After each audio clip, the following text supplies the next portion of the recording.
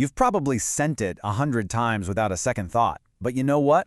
There's one emoji that trips almost everyone up. The folded hands. Is it a high five? Is it a prayer? Well, we're about to find out that this one little symbol actually opens up two completely different worlds. And trust me, knowing the difference is key. So, let me ask you straight up. When you see this emoji, what's the first thing that pops into your head? What are you really trying to say when you send it? It seems like such a simple question, right? But oh, the answer is way more complex than you think. I mean, the debate is real. For some people, it's an enthusiastic, great job, high five. For others, it's a much more personal moment of prayer or hope. And for a lot of us, it's just a simple thank you. But this is where it gets really interesting, because one of these meanings carries a much, much deeper cultural weight. And that deeper meaning, it's all rooted in a very specific cultural context. See, while it's used all over the globe for all sorts of things, in India, this gesture has a very precise and significant meaning that honestly changes everything. Okay, here it is. In India, this isn't just a casual thanks. This gesture is called namaste, and it signifies sincere, heartfelt gratitude or a very polite, humble request.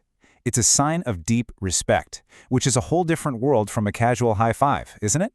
And this is the part that is so important to get. The emoji isn't just some cute little cartoon. It's literally a digital version of a real-world, deeply meaningful cultural gesture.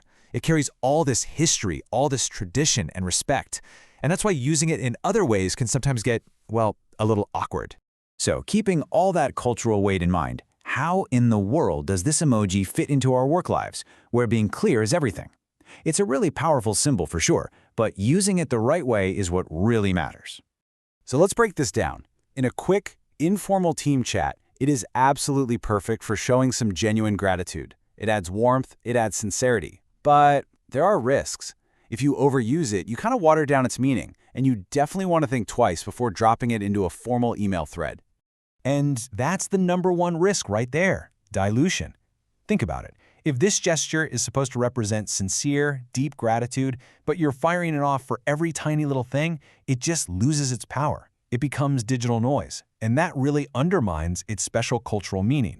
Just picture it. In a formal email to a client, you need crystal clarity.